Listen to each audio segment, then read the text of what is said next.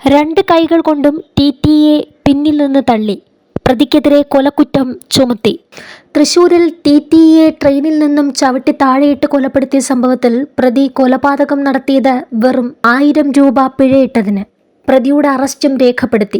IPC 302 അടക്കമുള്ള വകുപ്പുകൾ ചുമത്തി. കൊല്ലണമെന്ന ഉദ്ദേശത്തോടു കൂടിയാണ് പ്രതി ടിടിയെ തള്ളിയിട്ടതെന്നും മുളങ്കുന്നത്തുകാവ് സ്റ്റേഷന് സമീപം ഇന്നലെ രാത്രി 7 മണിക്കായിരുന്നു സംഭവമെന്നും FIRൽ പറയുന്നു. പിഴയടയ്ക്കാൻ തയ്യാറാകാതിരുന്ന പ്രതി ടിടിയെ S11 കോച്ചിന്റെ വാതിലിന് സമീപം നിൽക്കുമ്പോൾ പിന്നിൽ നിന്നും തള്ളി വീഴ്ത്തിയെന്നാണ് FIRൽ പറയുന്നത്. അമിതമായി മദ്യപിച്ചാണ് ഇയാൾ ട്രെയിനിൽ കയറിയത്. ടിടിഇ ടിക്കറ്റ് പരിശോധിക്കാൻ വന്നത് തൃശ്ശൂരിലെത്തിയപ്പോഴാണ്.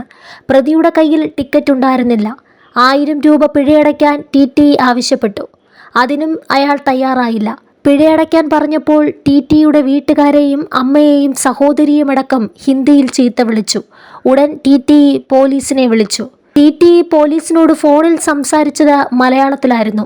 എന്നാൽ ഇത് തിരിച്ചറിഞ്ഞ പ്രതി സീറ്റിൽ നിന്നും പെട്ടെന്ന് എഴുന്നേറ്റ് ടിടിഇയുടെ പിന്നിൽ ചെന്ന് നിന്ന് 2 കൈകൊണ്ടും തള്ളി താഴെയിട്ടെന്നാണ് പോലീസ് FIRൽ പറയുന്നത്.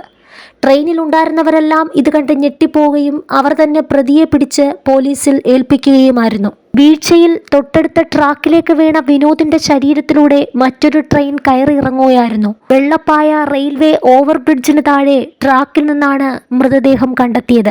ഡീസൽ ലോക്കോ ഷെഡിലെ ടെക്നീഷ്യനായിരുന്നു കൊല്ലപ്പെട്ട വിനോദ്. 2 കൊല്ലം മുമ്പാണ് ഇദ്ദേഹം ശാരീരിക ബുദ്ധിമുട്ടുകളെ തുടർന്ന് ടിടിഇ കേഡറിലേക്ക് മാറിയത്.